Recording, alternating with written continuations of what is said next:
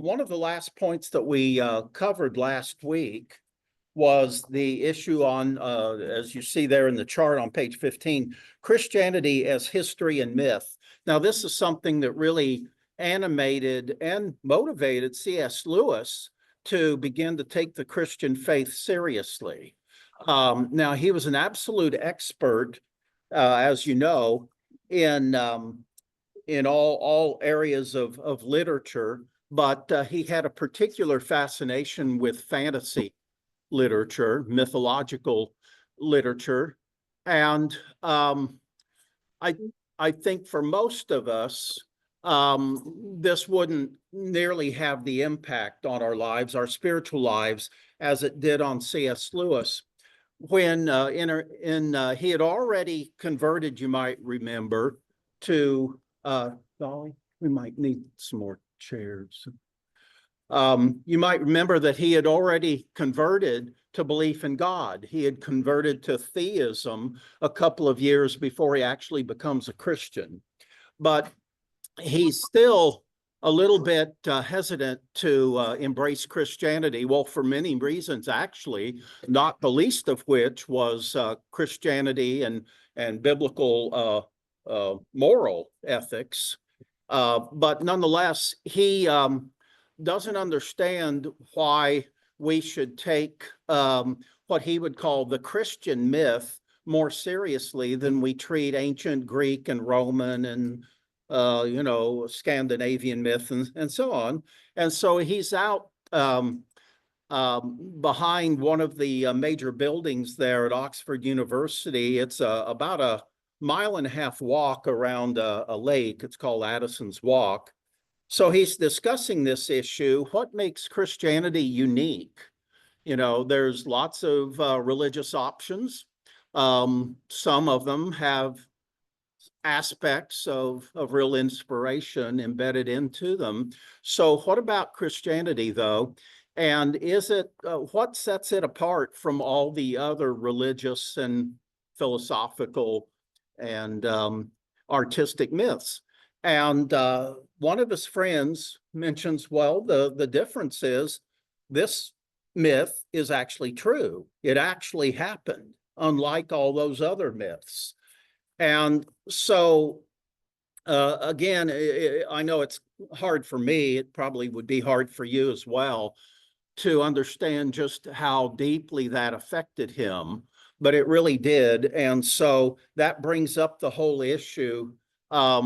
And he'll continue to use this term throughout his writings, and that is that Christianity is, you might say, the ultimate myth, but it's a true myth. Now, a lot of people confuse mythology and legend. Now, legend is purely fanciful. It's just some story from the past that nobody thinks, is rooted in reality or anything like that. But myth can be different. And as I emphasized last week, if you look in a dictionary from a few decades ago and further back, you'll find there's multiple definitions of the word myth. My dictionary, I think it was printed in the early 70s or something, the 9th definition for that word says that it's a story rooted in reality that has a transcendent meaning. And so it's that understanding of myth that so animates C.S. Lewis. So if you have your study guide there and page 15, just to reiterate a little bit, I don't want to dwell on this because we need to move on, but and we actually closed with this last week. Those who have read the life and works of Lewis are familiar with his characterization of Christianity as the greatest of all, quote, myths. This can be confusing because we don't really use that word myth in this context, but in England, it wouldn't be that difficult a concept. I go on to say this can be a confusing concept that requires explanation. Now, Lewis is an expert in ancient medieval mythology, and he understood that the Jesus story is a form of Christian mythology. In other words, it's a story incorporating great transcendent themes, including a God who loves humanity so much that he incarnates himself in order to live among men and teach them divine truths. It's the story about how God sacrifices his life as an atonement for sins. And also, in the person of Jesus Christ, he miraculously rises from the dead and promises eternal life to all those who worship him. So, as Lewis's friends pointed out prior to his conversion, the difference between the Christian myth and all others is that in Christ, quote, myth became history. In other words, it actually happened. At best, other myths merely hint at or anticipate the one true myth that was fulfilled in Christ.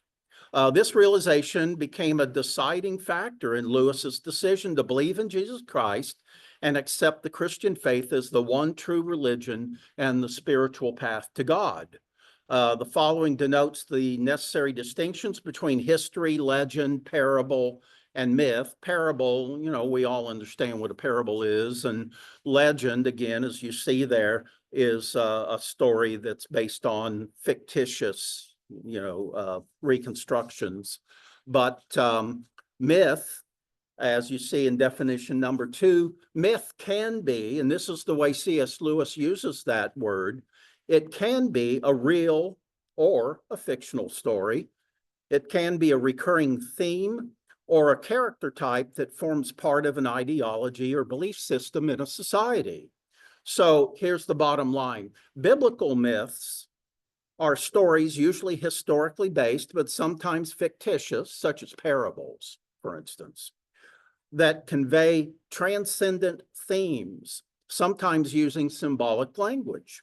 Although usually historical, for instance, the story of the Exodus and the incarnation, physical bodily resurrection of Christ, and so on, the primary purpose of a biblical myth is theological, and that is to exemplify great transcendent themes or truths, rather than necessarily to relate facts about history or science per se, as in the case of the Genesis creation accounts and so on. So anyway, an important point, and one that's, I think, really incumbent upon understanding Lewis's ministry from that point on. Now, as we finished last week, just a reminder, we would not want to refer to Christianity as a myth unless we had a chance to very carefully unpack what we mean by that, and explain it, because we don't want to convey the wrong idea that we think Christianity and the Jesus story is just some legend from the past. It's not a legend, but in a certain sense, it's a myth. It's a great story. Actually, it's historically based story. Is a great transcendent truth about reality. And so, again, though, we'd want to be ultra cautious, saying, "Oh yeah, we wouldn't want to go around telling people, yes, I believe in the Christian myth." Yes, So, Bruce. I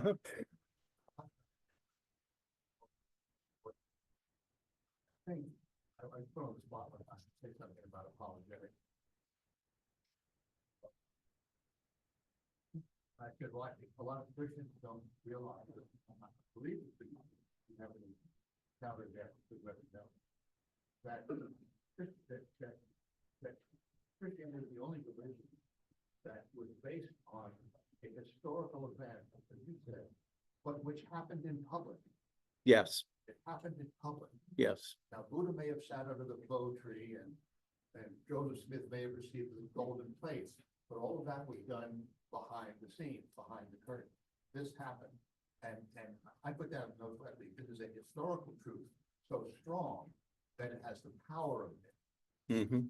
Mm-hmm. And then it goes so many other places, it meets so many other needs that you would expect just from seeing the historical event, because it incorporates a lot of the things that we thought about it and Mhm.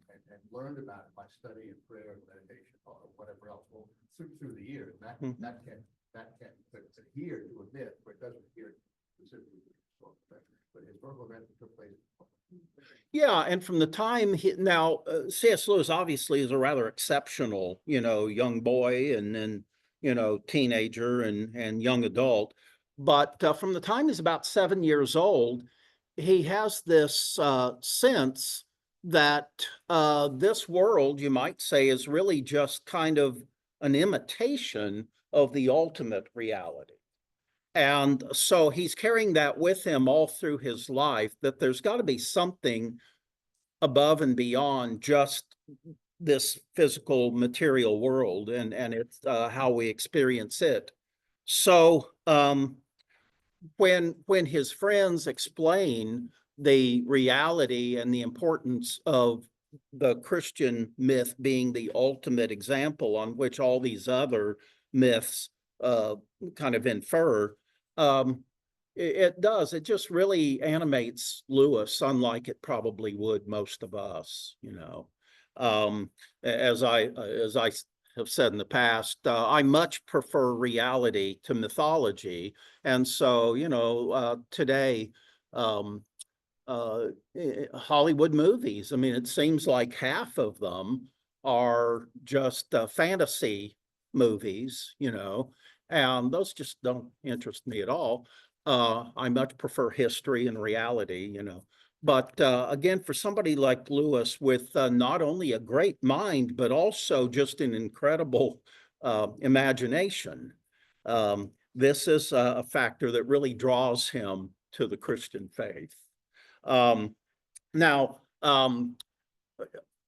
all his life up to this point, he has had these intimations of what he calls joy with a capital J. In other words, kind of the ultimate transcendent feeling and spirit. Again, that there has to be something above and beyond just this physical material life in this world. And so last week we finished by saying that Lewis's conversion was sparked by a great transcendent awareness, but it was not only it was not only an intellectual awakening. Now, all his life he had searched for true joy, the longing for peace and oneness with God.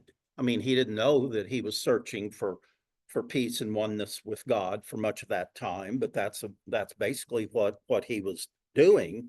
And that's why nothing in this life really fulfills.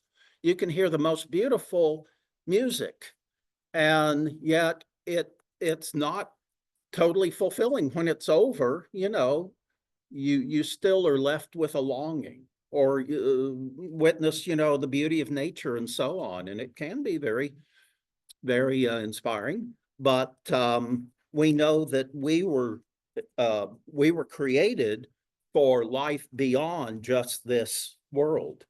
So one of his biographers, A.N. Wilson, put it this way, quote, "It was the sense of another world which drew him." That's what he's searching for, although for much of his early life, he didn't realize that.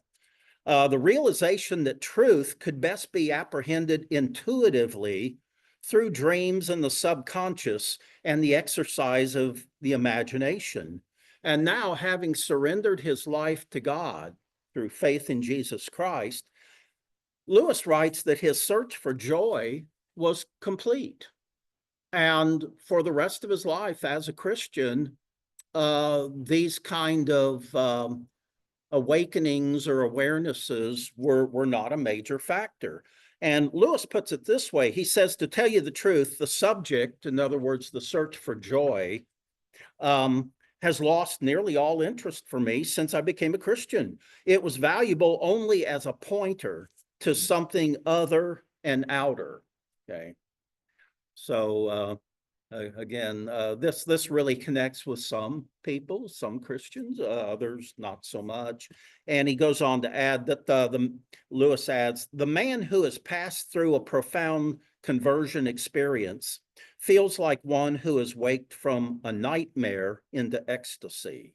So that's how he's feeling. You know, now he's a convinced believer in the ultimate myth, the story of Jesus Christ. That is ultimate reality. So any thoughts or questions, comments, anything on that whole issue of Christianity as myth and history? Anything? Yes. He's about 32. I think he's about 32. And he had converted to theism, belief in God, a couple of years earlier. And then I'm sure you remember from last week how a couple of weeks after having this walk with his friends, the Addison Walk, in which they enlightened him regarding Christianity being the ultimate myth, he finally has a true spiritual conversion. And you remember the details, right? Yeah, yeah. His brother is riding a motorcycle to the zoo, and it's a motorcycle with a sidecar, and Lewis is in the sidecar. By the way, Lewis never mastered the fine art of driving a car, by the way. So, but anyway, he's in the sidecar, and he tells us, you know, that when we left to go to the zoo, I was not a Christian. And when we got to the zoo, I was. And he he leaves it at that. And you know, a lot of people would find that rather unfulfilling in terms of being a testimony. On the other hand, all of our experiences are unique. They're all, quote, mystical to some extent or another.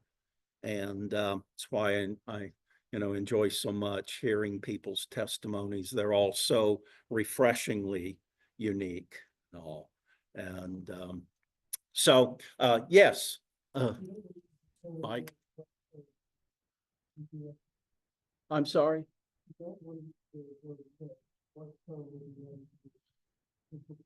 Hmm. Yeah, well, that's a very good question. Anybody have any idea if we didn't want to use the term myth? Well, the Christian faith is founded in historical facts and a rational interpretation of history, basically. So just on a intellectual level, you know, that explains the Christian faith. Anybody have another idea there? Rather than using a term like myth, how might you explain your own conversion or, you know, that of others? You could say it's a mystical historical narrative. A mystical historical narrative. Okay. It's true, it's his history, but there is elements that Yeah. Yeah. Of mystery. It's inexplicable in that why is it that you chose to follow Christ with all the distractions and all the lies and everything that circulate in this world? Why did you come to a realization that Christianity is in fact the truth? So there's certainly an element of mysticism in that, isn't there? Yeah. Yeah. Mike, you have any other thoughts on that?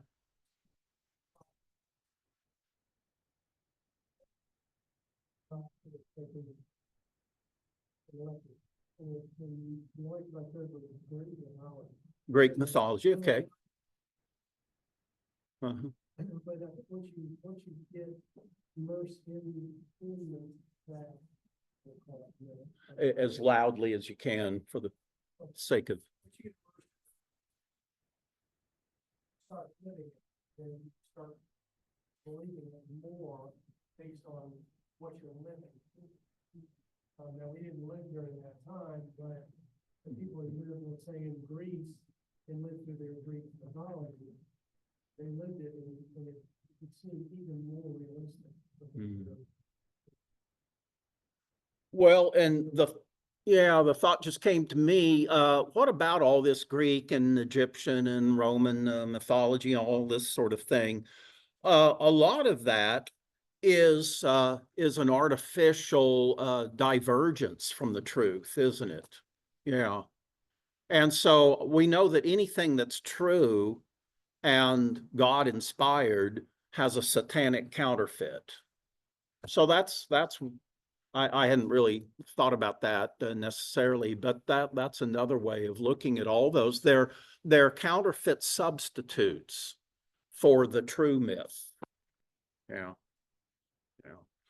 Well, uh, the novelist Walker Percy, in his book *The Moviegoer*, writes, quote, "The search is what anyone would undertake if he were not sunk in the everydayness of his own life." So the point being there that many are so consumed with the ordinary and the oftentimes overwhelming routines and distractions and pressures of everyday life, that they can't be bothered with the ultimate questions of life. I mean, if we fill up our mind and our uh, inclinations and our, passions and so on with things that are just ephemeral, transitory, and frankly unimportant, then it does crowd out um, the things in life that truly matter. For others, they're so fixated on their feelings and on their emotions and the pursuit of pleasure and entertainment. In other words, they are, to use a famous book title from the 1980s by Neil Postman, most people are amusing themselves to death. Okay, great book, by the way. Look it up sometime. It's every bit as relevant and powerful today as it was back when it was first written by Neil Postman. Amusing ourselves to death. Okay. All right, so let's move on here now. What about Warnie, Lewis's brother? About the same time that Lewis makes this profession of faith in Christ, Warnie also becomes a Christian. And he writes, quote, on last Saturday, I started to say my prayers again after having discontinued doing so for more years than I can even remember. This was no sudden impulse, but the result of a conviction of the truth of Christianity, which had been growing on me for a considerable time. So he's influenced by his brother, and he understands, look, the ultimate purpose of life is to pursue truth, and Christianity is the ultimate manifestation of that. Now, years later, in a pamphlet that he wrote called Man or Rabbit in 1946, C.S. Lewis claimed that he had become a Christian not out of some kind of pragmatic motive, some emotion, or some kind of felt need, or because he wanted to live even a, quote, good life, but simply because he came to the realization, he was totally convinced that the Christian faith is true. And so unless you want to live, in the realm of fantasy and denial of reality, you understand that's the bottom line. It's true, like it or not. And for Lewis, he kind of becomes a Christian. Remember one of the phrases he uses later in his literature is he was the most reluctant convert in all of England. There were things about Christianity that did not appeal to him at all, like going to church and listening to church music and things like that. But he understands, look, I this life is not a dress rehearsal. This is the play. And so we need to take this life with utmost seriousness. And so it's all about truth. So Lewis's conversion also is meant to be totally comprehensive, totally holistic. It was a whole new worldview that transformed not only his mind and conscience, but it also transforms his imagination as well and his vision for life. And he writes later, quote, I believe in Christianity as I believe that the sun has risen, not only because I see it, but because by it I see everything else. So it informs and illuminates and elucidates everything about life that really matters. One of his biographers, Walter Hooper, writes, Lewis struck me as the most thoroughly converted man I ever knew. Most thoroughly converted. He says, Christianity for him was never a separate compartment of life. His whole vision of life was such that the natural and the supernatural seemed inseparably combined. So this is a holistic surrender of his life to ultimate reality, and it guides every aspect of his life, or at least that's his intention. Also, from the outset, Lewis nurtures his faith through daily devotional readings. In particular, his favorite devotional work was a great classic from medieval times called The Imitation of Christ by Thomas à Kempis. Has anybody ever read in that? Have you? Okay. Well, then, you know, I mean, it's just incredibly profound. And so you might want to check it out. And it's kind of, you might say, the opposite of some of these pop devotional books that oftentimes you know are come around. This one is just really full of mystery and substance as far as commitment of our lives holistically to the Lord.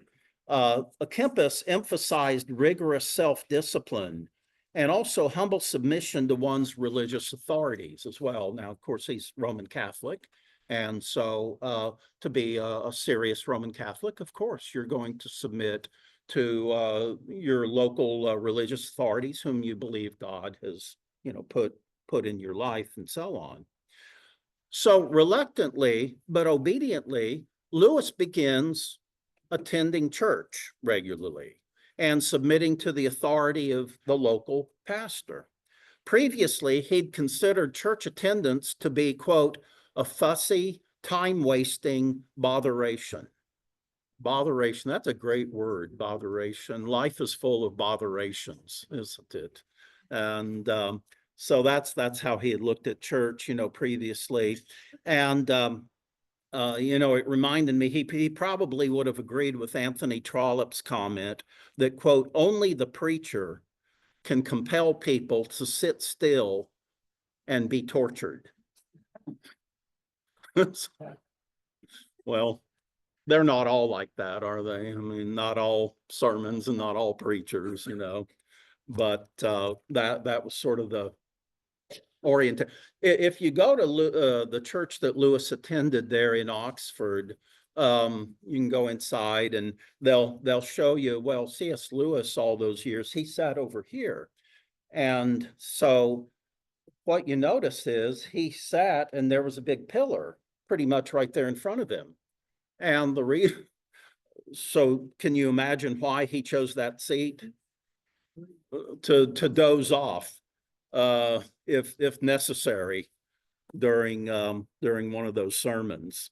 But anyway, almost from the outset, God gives him a vision, though, for evangelism and for apologetics. One of his biographers says, Jack's conversion to Christianity made him a different person. His search for belief was over. He now had a strong platform on which to stand. He devoted himself to developing and strengthening his belief. And almost from the year of his conversion, he wanted to become an evangelist for the Christian faith. So usually we don't think of, you know, Lewis in that sense because he's more kind of an intellectual and so on. But and also his idea of evangelism certainly can correlate to the idea of evangelism that's been popular here in America for 200 or 300 years. But think of his approach to evangelism and then think of Billy Graham as being kind of the prototype of American style evangelical evangelism. And it's not that one is necessarily superior to the other, but they are quite different. And those two approaches to evangelism do appeal to, kind of different kinds of people in some respects. But the effects of his conversion are, we're told, very demonstrable. In 1947, Time magazine featured an article with Lewis on the cover. In fact, I think it's on, I believe that's, if I remember right, that's what I included, on the back of your study guide here. That's the 1947 article that featured C.S. Lewis. And the title of the article was Don versus Devil. And by Don, he's talking about, here's somebody who's an Oxford Don. In other words, a senior faculty member, professor there at Oxford. So in that article, the author comments, quote, recently in Oxford's undergraduate magazine, C.S. Lewis wrote, quote, perhaps no one would deny that Christianity is now on the map among the younger intelligentsia. Of course, Oxford is going to be attracting, the upper intellectual elite in England. Says, so now Christianity is on the map among the younger intelligentsia as it was not, for instance, 20 years earlier.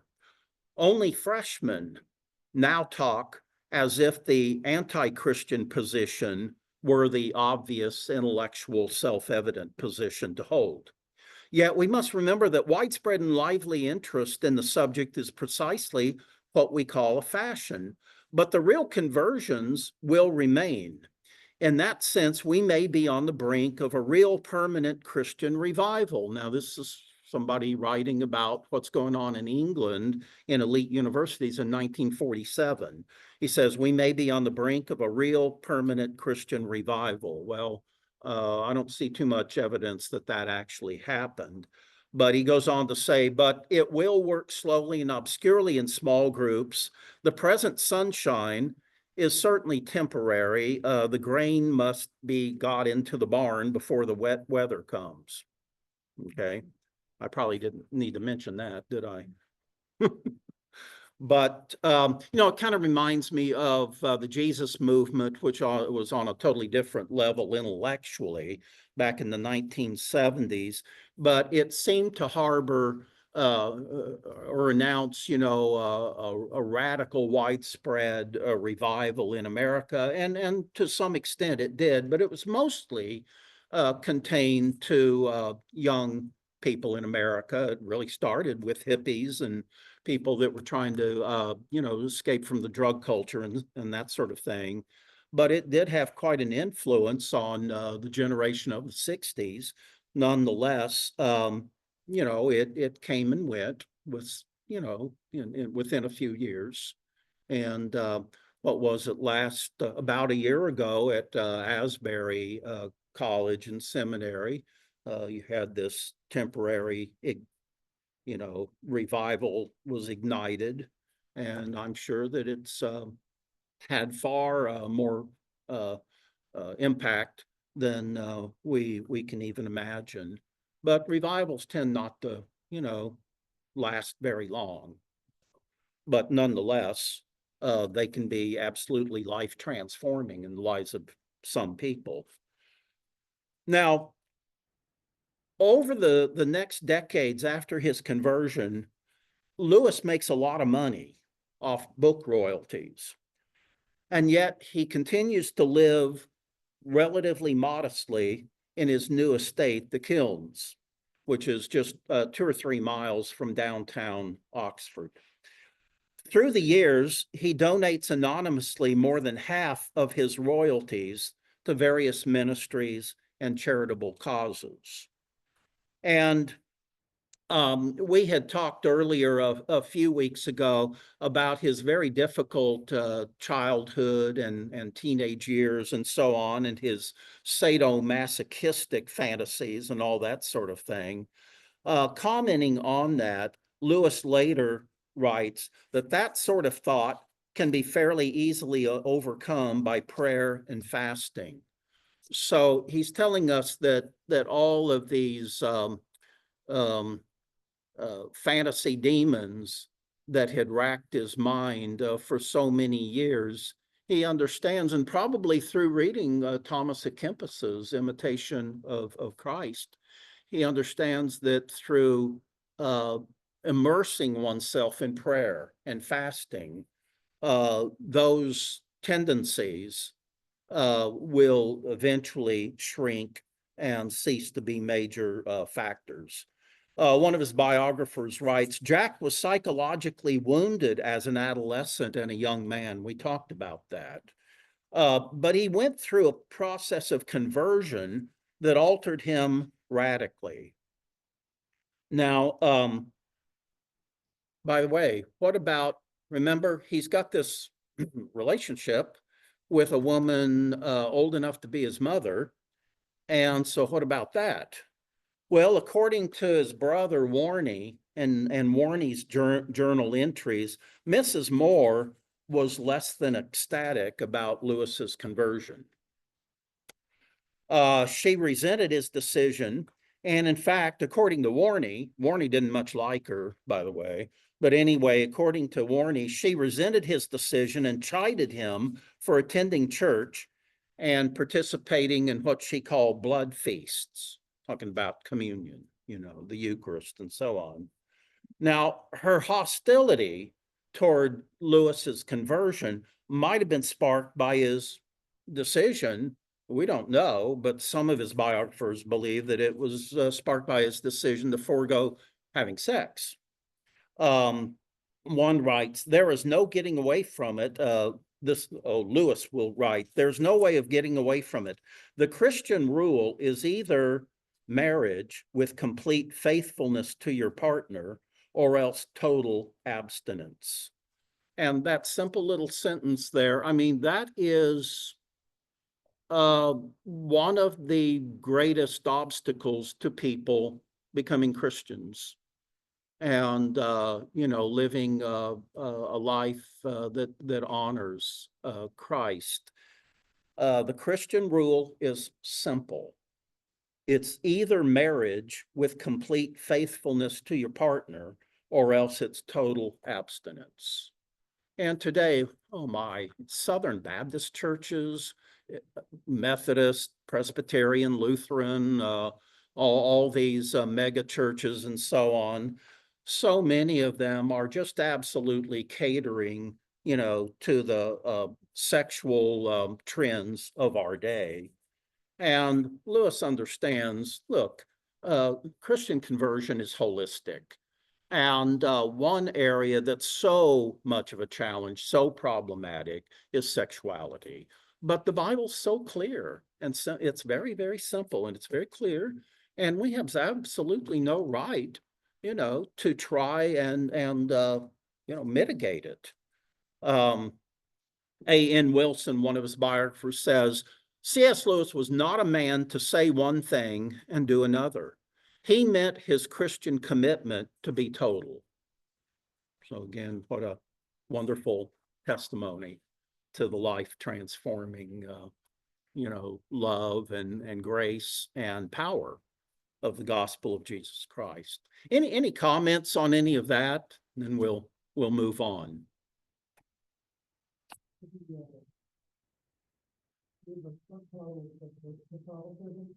Did he have, you say, a problem with Catholicism? You know, growing up in Northern Ireland, there had been for centuries an incredible amount of animosity between Catholics and the Northern Irish church, Protestant church. And in fact, one of his grandfathers was a pastor of a Protestant church, and Lewis and his brother Warney would always kind of laugh about how their grandfather could hardly get through a sermon without saying something derogatory about Catholics. And so they had decided, you know, that that was one factor that caused Lewis and Warney to, you know, try to distance themselves from Christianity in general. Now, the person who became the caretaker of Lewis's estate Walter Hooper, after Lewis died. Walter Hooper, I don't know if he had converted to Catholicism or was a Catholic all the time during the time that he knew Lewis. But Walter Hooper claims in some of his writings that Lewis was drifting closer and closer toward conversion to Roman Catholicism. But most of Lewis's biographers say that that's not true at all. Yeah. So beyond that, I just, I'm not real sure exactly what the situation was. But this is kind of shallow, but when he graduates from theism to Christianity, Yes. does he find a better church? Or does he keep going to the one he was making fun of while he was just a theist? Oh, it's the same church. And yeah, but he obviously has taken it more seriously, to say the least. And he when he was still pre-Christian, just a theist, he was always complaining about the quality of the music and the quality of the sermons, and he didn't even like the architecture. If you go to that church, I mean, it's wonderful. Ooh, it's beautiful, Gothic, church and all. But there was nothing about Christianity that interested Lewis before he actually becomes a Christian. He just felt that for some reason he felt compelled to go to church before he ever actually accepted Christ. Yes. It was the Church of England. Church of England. It was not the Anglican Church in Northern Ireland. It was more like an Irish Presbyterian style church. Sleeping sermons. I mean, was he hearing the truth in the gospel? Do we know that? I mean, was it what we would call like a Bible preaching? Mm-hmm. You're talking about in England, not back in Northern Ireland. No, I call him sleep behind the pillar. Yeah. It's a good question. I really don't know what we would call evangelical it was. But it was probably at the least kind of at least lowest common denominator Christianity, true Christianity. Yeah. And here I'm just checking out the chats here, and I've been reminded if a person asks a question, could you share what they are asking? We cannot hear. Okay. Thank you for your comment. And so any comments or questions you have, do try to speak as loudly as you can. And thank you, though. I'll try to remember to do that regularly. I appreciate the reminder. Janet Verba writes, that's a good definition of myth, as my fellow colleagues like to teach how Adam and Eve is a creation myth. And now I have this definition to back up that it's not a myth as they are teaching.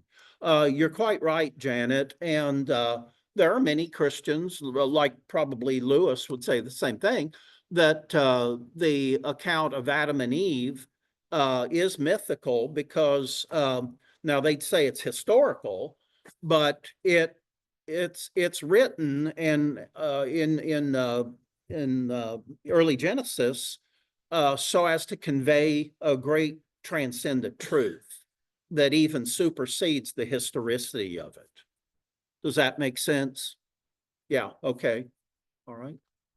Okay, anything else before we move on here? Yes, Mike. And Did he ever have the drive and desire to become a member of Did- clergy, especially because did Lewis ever have the drive and desire to become a clergyman? Because most of the clergy didn't really interest him or inspire him that much. Not that I'm aware of. I'm not aware that he ever felt drawn to that kind of formal ministry. Yeah. All right, well, let's move on then in your study guide to the section here on page 17, domestic affairs.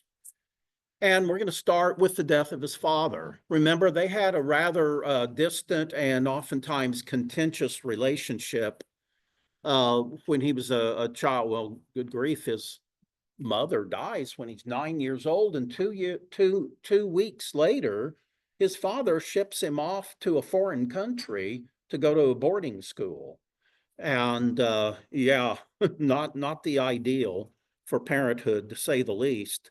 But anyway, it is inspiring how they reconnect prior to his father's passing away. About the same time as Lewis's conversion, his father dies of cancer.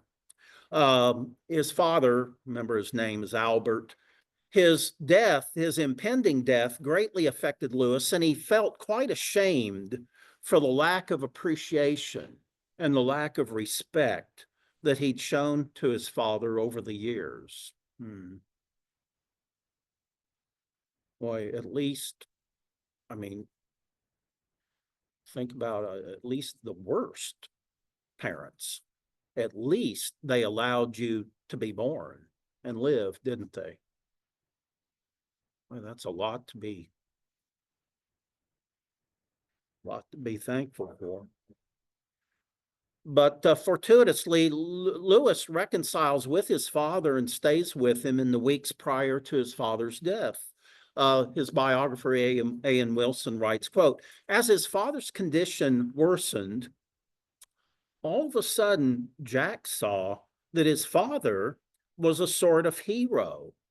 Now, certainly he was a very eccentric hero, but a man whose decency and courage and good humor were as unshakable as his sincere piety had been. The two men enjoyed a condition of harmony which had been unknown in all the previous years. Very inspiring.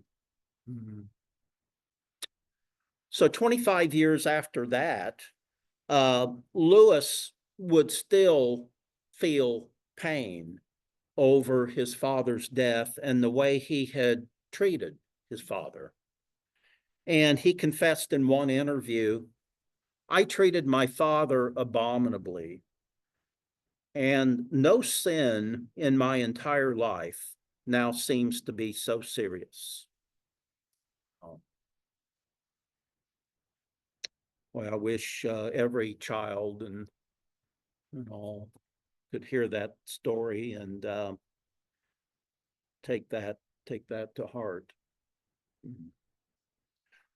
Well, not long after the death of his father, Warney retired from the Army, and he moved in to live with his brother, Jack, and of course, Mrs. Moore.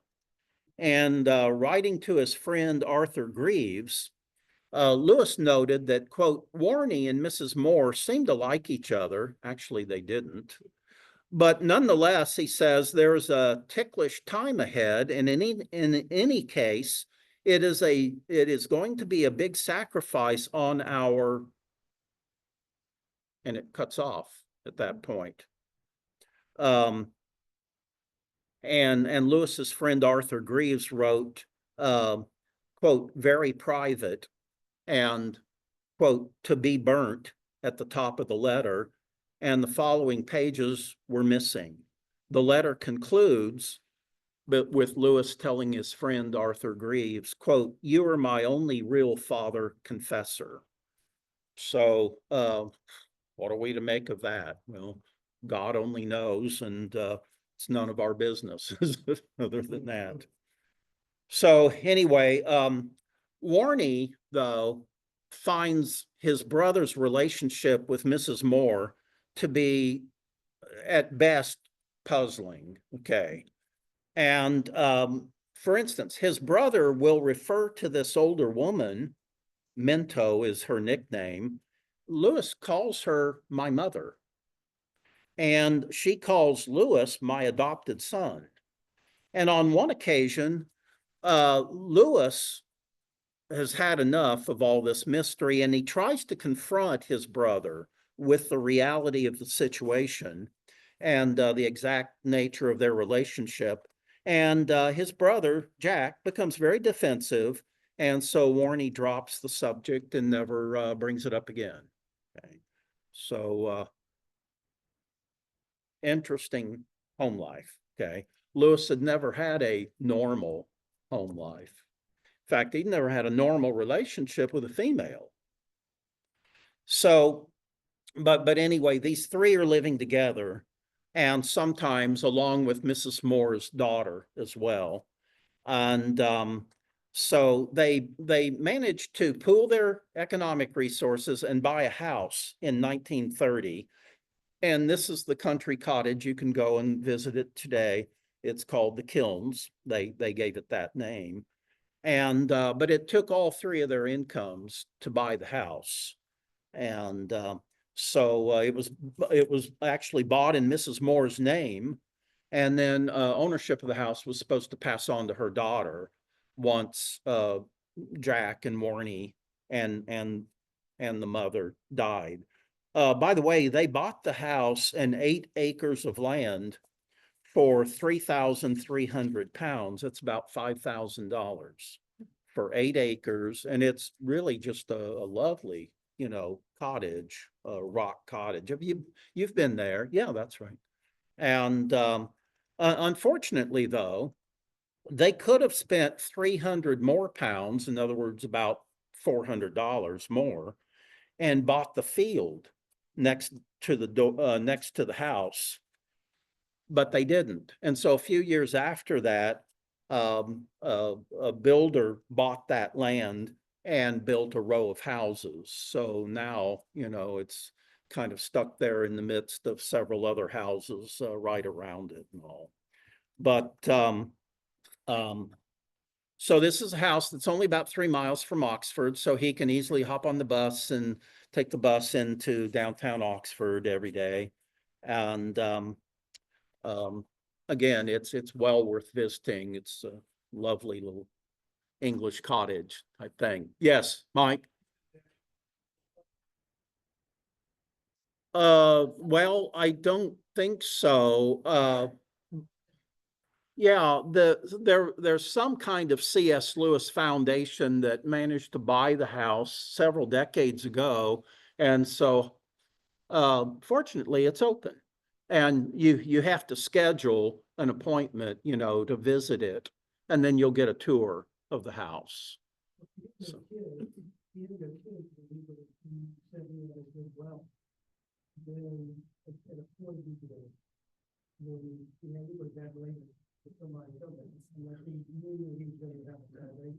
Yeah, and Mrs. Moore's daughter apparently didn't want to continue living in it.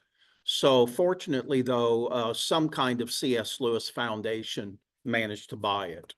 Yeah, otherwise it'd be totally off limits, today to visitors. Now, among the items that Lewis moved into this house was a big lumpish, as he described it, wardrobe that he salvaged from his home in which he grew up back in Northern Ireland. And so that's the famous wardrobe, that he'll write about later in The Lion, the Witch, and the Wardrobe, and so on. And for a lot of the time until 1939, in other words, the year that the war broke out, the household consists of Lewis and Mrs. Moore and Lewis's brother Warnie, and sometimes Mrs. Moore's daughter Maureen. They also had a caretaker and a handyman. They also had a maid and a collection of dogs and cats, we're told. Okay. All right. So again, anything before we take a look at some of his early works? Mm-hmm. All right. All right. So in the fall of 1933, Lewis organizes a literary society of friends there at Oxford, and he calls it the Inklings because they all are writers. Some are professional writers, others just do it on the side. And the idea that inspired this, there was there was a very far left socialist group of writers in England called the Bloomsbury Group. They were all intellectuals and writers and so on. And so Lewis had the idea, let's form a similar type group of Christians, or at least theists.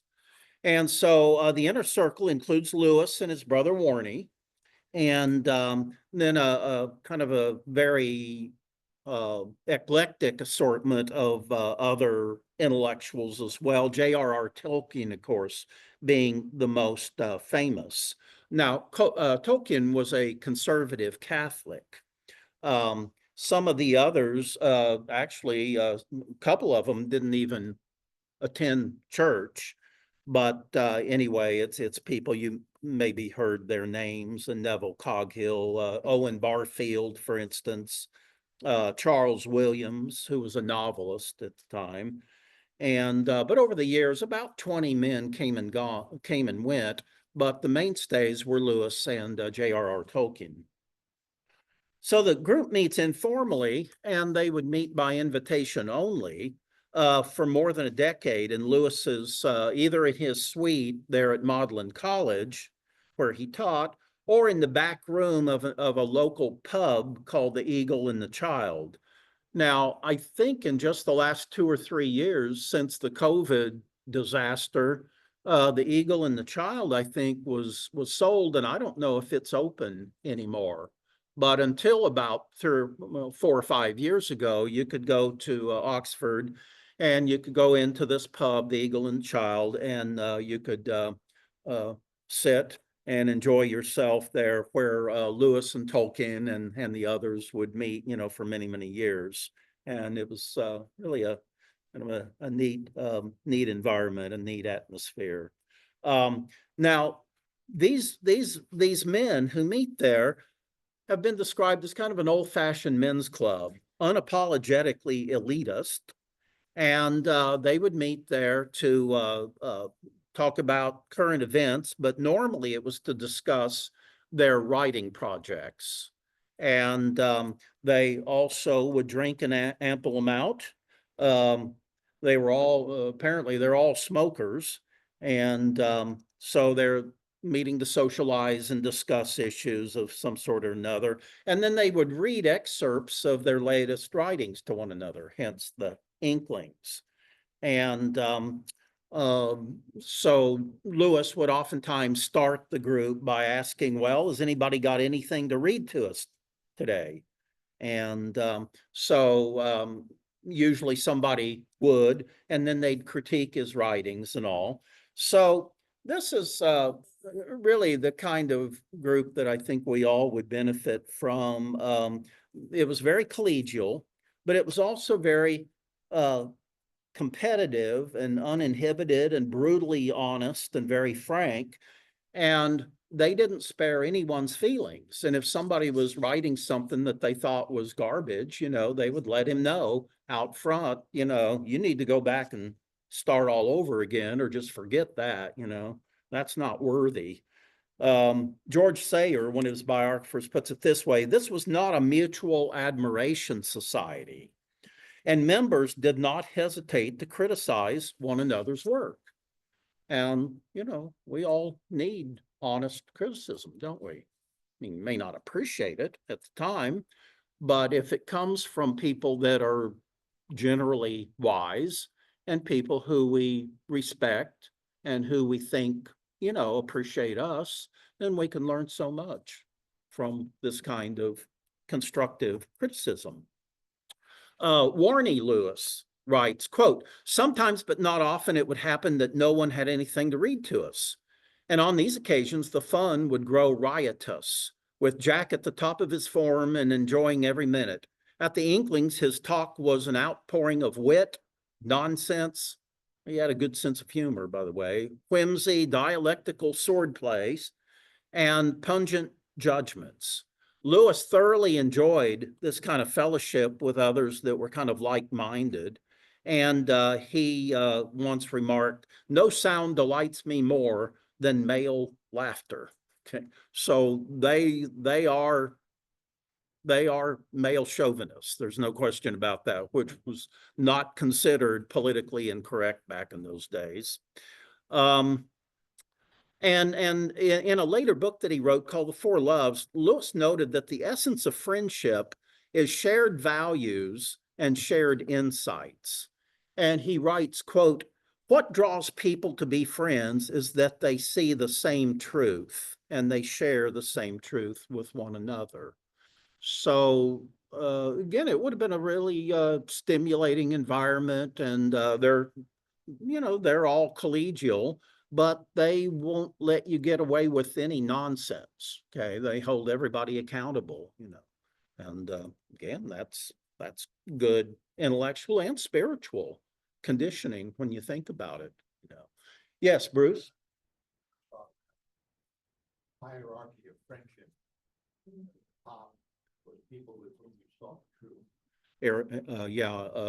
Aristotle had various groups that he socialized with, and please. Well, he's writing, he had a hierarchy of different levels of truth. Had a hierarchy of different levels of truth and different. The top was people with whom you sought the truth. Okay. And the highest form of friendship, I guess, was those with whom you could share the truth. And sometimes that means that you're going to challenge people, and so on. All right, so we're told that members of the group also shared another trait. They were, and this is, I just find this so impressive. They were near unanimous in their disdain for modern literature and pop culture. They didn't even like the Beatles. Oh, wait a minute. This is before the Beatles. Yeah, okay. They spurned the works of popular authors like Franz Kafka, like Virginia Woolf, like Thomas Wolfe, like D.H. Lawrence, T.S. Eliot. I guess some of those names are probably familiar to you to some extent. Lewis put it this way, quote, "The more up to date a book is, the sooner it will be out of date." I don't totally agree with that, but see, what they really valued was the wisdom of the ages and not just, whatever's popular at this moment and all. So that's something certainly we could learn from. Likewise, they were generally oblivious to the cinema, to movies, and to popular music. One author puts it this way. He says, Lewis's deep preference for an older literature of heroic, epic, or chivalric romance came from his view that art should challenge readers not only to see through the veil of appearances, but also to strive for high and ennobling ideas. So there is a profound truth, I think, in this in a general sense, and that's not to say that modern literature or modern art or music or anything like that is worthless, not at all. But when you think about it, all of these creative art forms over time, they may be extremely popular for a while, but over time, only the best pretty much survives the ages, doesn't it? Now, we're told, for instance, that Charles Wesley supposedly wrote about 4,000 hymns. Now, we remember, and hopefully we sing in our churches, although that's becoming more rare all the time. We remember and sing and cherish and value maybe 4, maybe 5 of his songs from the past. What would be in Christ the Lord is risen today, one of the greatest songs ever written. That's Charles Wesley. No, he did not write that. He wrote, though, one of the most famous Christmas songs, which was it Hark the Herald Angels Sing? I think. And, you know, two or three others that you might remember. Now, that's 4 or 5 out of 4,000. Presumably, those were the best. I think that's a reasonable assumption. And that's the problem with inundating people today in church with the latest pop, praise, and worship songs. Qualitatively, overwhelmingly, they're not very good. And they won't be remembered a few years from now. But probably a small percentage will. The problem is we're subjected to all that other stuff when we could be singing some of the greatest music, Christian music ever composed. So again, I think that's the lesson to take away from this. And yeah, there's good art forms being produced today, but it's always a tiny percent of, you know, what's flooding the market and so on. What's an example of a recent hymn that probably would be remembered 50 or 100 years from now? In Christ Alone. Yeah, that's the one I had in mind. In Christ Alone. It's a great song. And I don't know, it was written maybe 20 years ago or something like that. And I wouldn't doubt that, you know, it's going to be remembered for many generations. I would hope so. It's great. But again, it's interesting that you mentioned the only one that I had in mind necessarily. Yeah. And so think about it, you know, when we gather together for worship, we've got a very, very limited amount of time. You might be able to work in 3 or 4 songs, 3 or 4 hymns or whatever. And so shouldn't we be highly selective in that regard? And but anyway, I think Lewis would agree with that.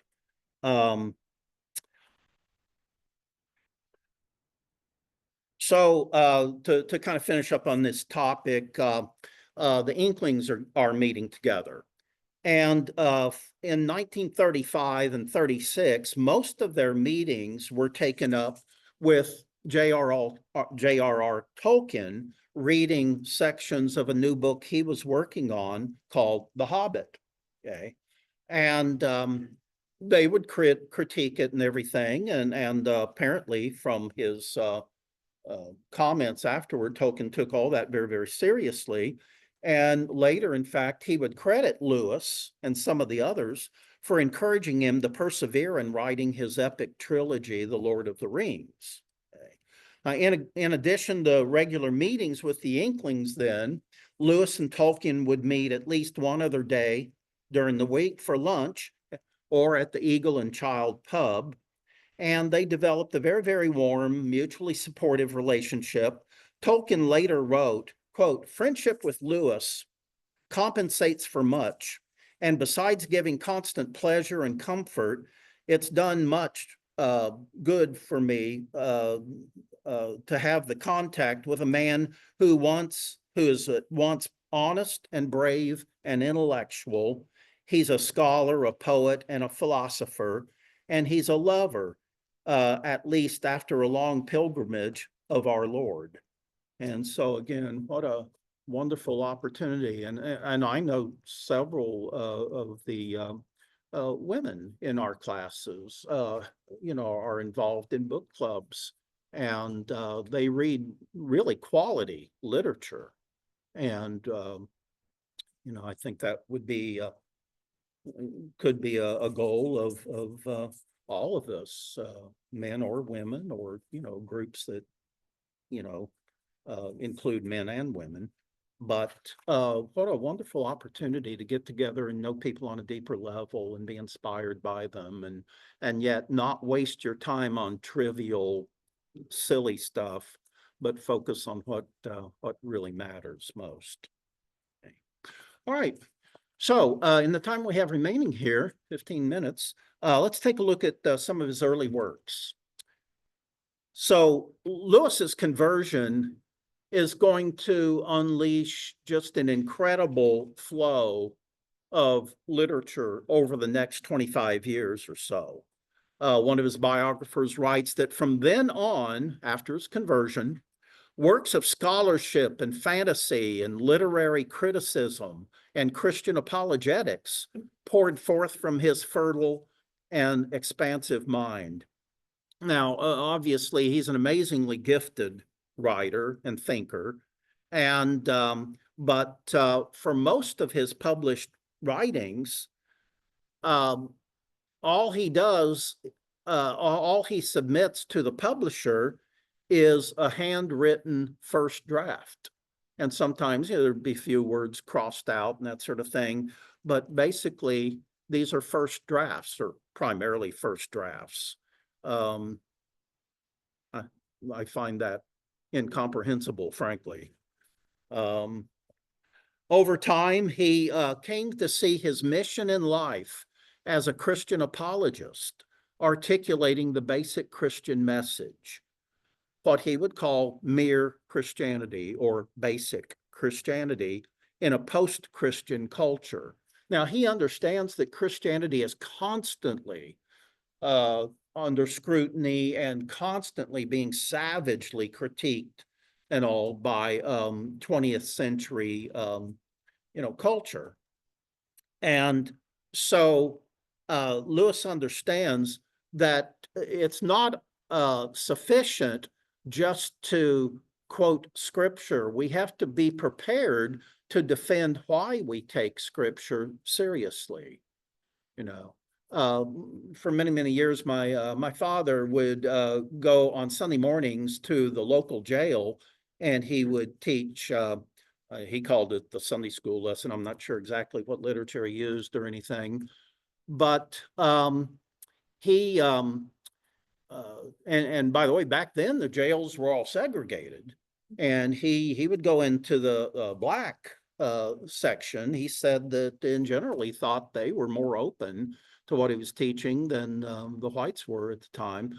But anyway, he came home one Sunday and he told us at lunchtime that he'd been teaching on some topic. I can't remember exactly what. And so he's teaching a Bible story, and somebody interrupts him and says, I don't believe that at all, and so my dad says, well, the Bible says, and he quotes, the appropriate verse or chapter or whatever. And see, when my dad was growing up, that oftentimes would settle a skeptic down. They'd say, oh, okay, well, the Bible says that, okay. But the response he got, he thought it was funny because it was so, to him, bizarre. So he quotes the verse, and the fellow says, well, I don't believe just anything I read, do you? And the very idea that somebody would say that about the Bible, say, my dad found just, like I said, very, very bizarre. But that would be the typical response today, wouldn't it? And so, yeah, we need to know the Bible, but biblical literacy is absolutely primary.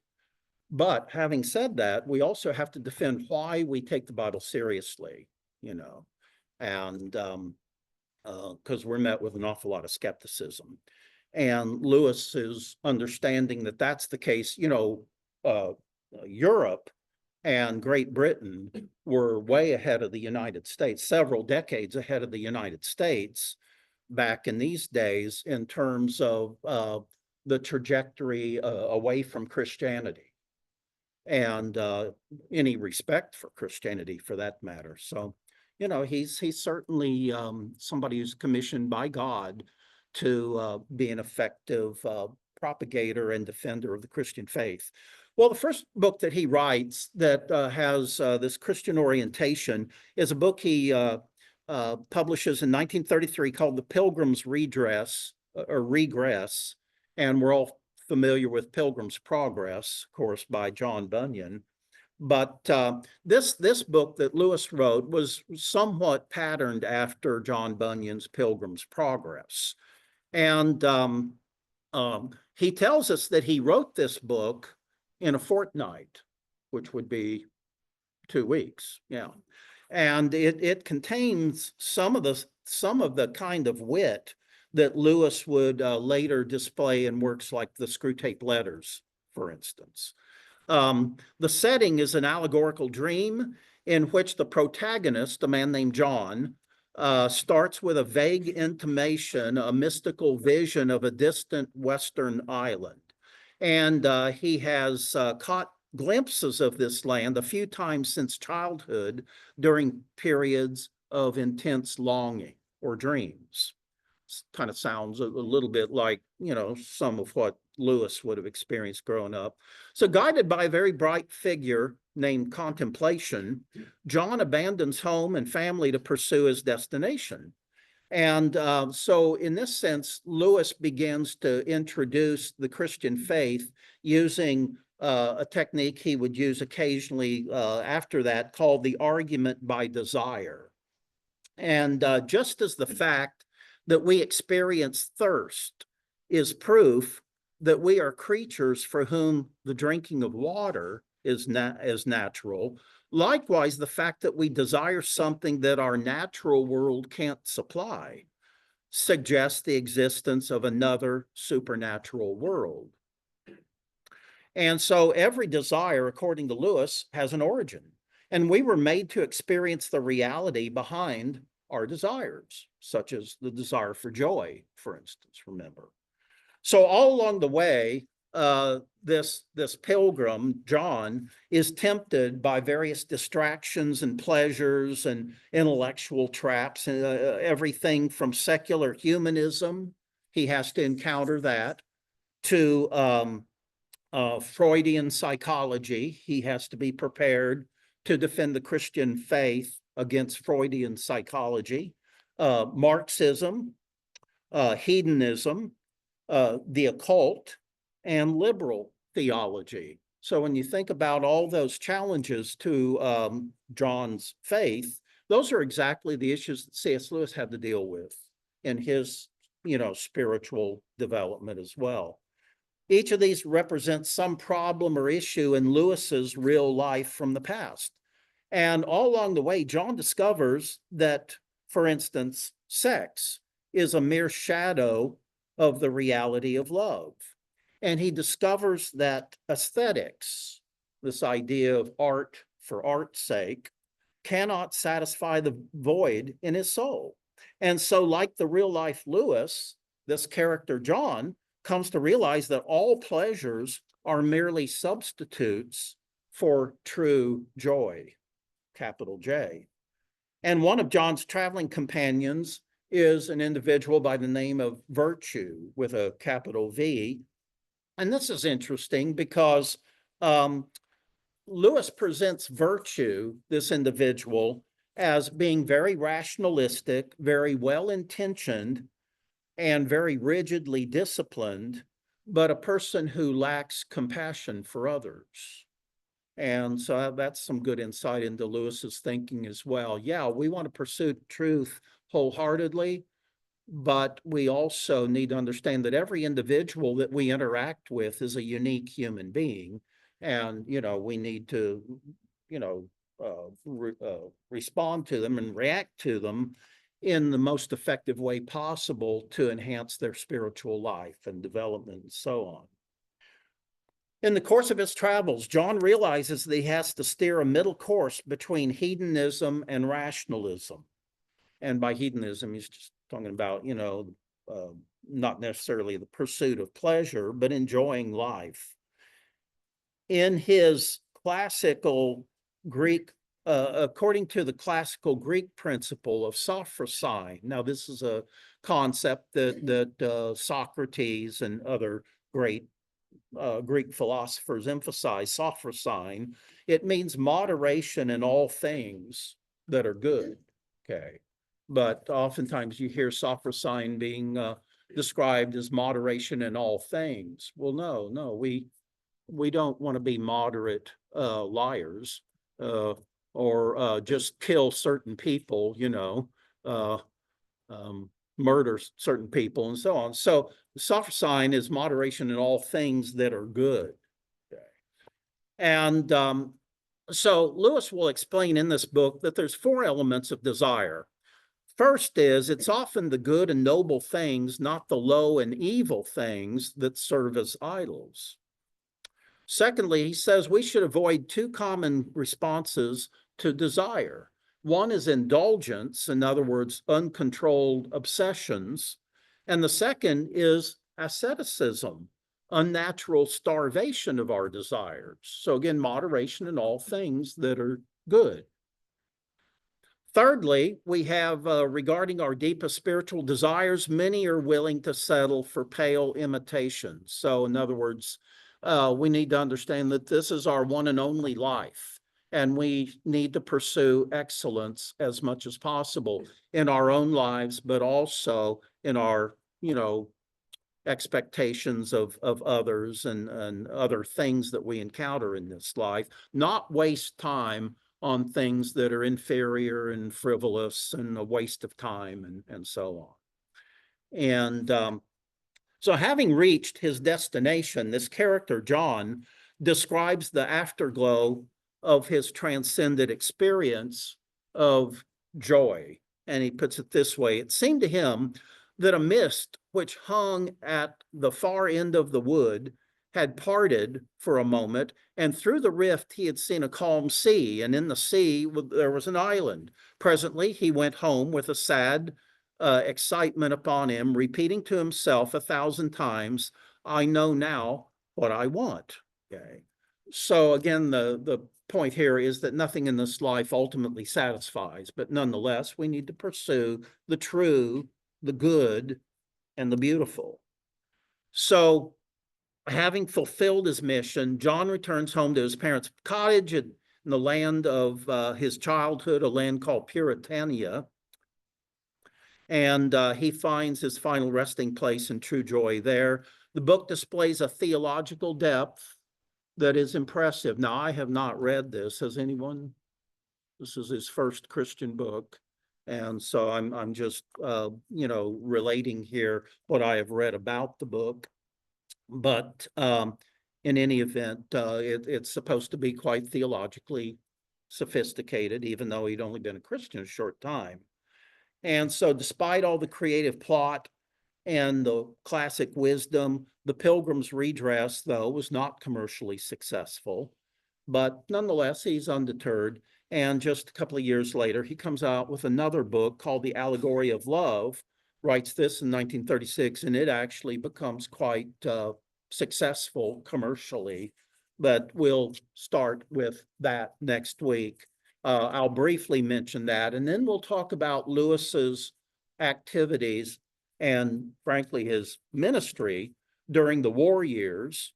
I'll focus on several aspects of that phase of his life, including a very significant essay that he writes called "Why I Am Not a Pacifist." And throughout Christian history, there have been those who believe that true Christianity is pacifistic. We don't get involved in all these insane wars that have been raging all through human history. And that's true to an extent because there have been relatively few just wars, justifiable wars, but there have been some. And we also have to keep in mind that we have a responsibility as Christians to aid and support those who are trying to contain as much evil as possible in this world. And unfortunately, that sometimes requires combat and actual, war. And, if all Christians were philosophical pacifists, then imagine how much worse the world would be today as a result.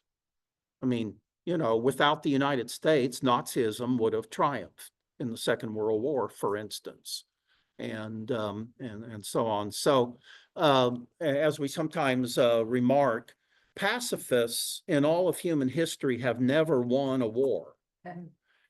Now, most wars have not been just wars, so there's a place for pacifism. But on the other hand, some are just wars.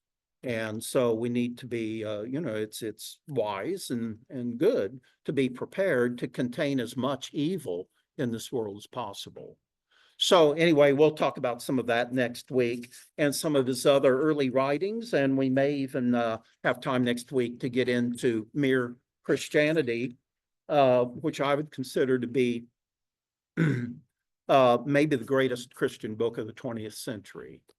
So very much looking forward to it. In fact, we devote an entire course just to Mere Christianity. That's how, wise and all it I think it is, and how profound it is and all.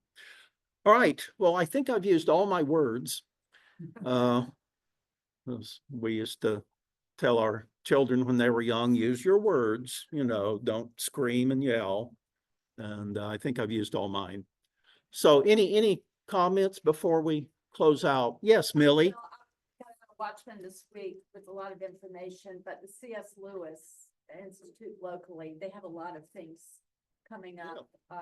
The Screw Tape Letters next week, they're doing like a book review. Okay. And that is over in Peachtree Corners with Bill Smith. Yeah. Then there's also an event next Friday night, the literary love life of C.S. Lewis and Joy Davidman. Okay. That's with that Patty Callahan. I don't know if you've read the book. Yeah, it was very good. Okay. I read that. So, and then there are more coming up in March. It seems like and I think Mere Christianity is going to be near the end of that. So, Okay. If you're interested in that information. Okay. Watch. Also, of course, there'll be the theatrical performance of Screw Tape Letters at the Cobb Civic Center. I think is that in April? The or Cobb something? Energy Center. I'm sorry, Cobb Energy Center. And It's in March. okay, so it's in March, and so you might want to check that out. We saw it many, many years ago, and it really was very, very excellent. So, all right, well, anything else? Well, good being with you this evening, and those of you joining us online as well. And Thank you. Good teaching. well, thank you, Janet, and blessings on your week. And let's keep it in mind if there's one takeaway, and that is this life is not the dressed rehearsal. This is it. This is our one and only chance to honor God and our reason for existing. And let's take that with utmost seriousness and truly be a source of light and love and hope and truth. So I know that so many of you are just that, and really appreciate that. So blessings, good being with you. Have a great rest of the week. You too. Thank you. God bless you all. Thank you so much. Thank you. Yeah, great being with you all. Gail, thank you, and Thank you. Janet and everyone. Remember. Okay. And tomorrow night, reasons to believe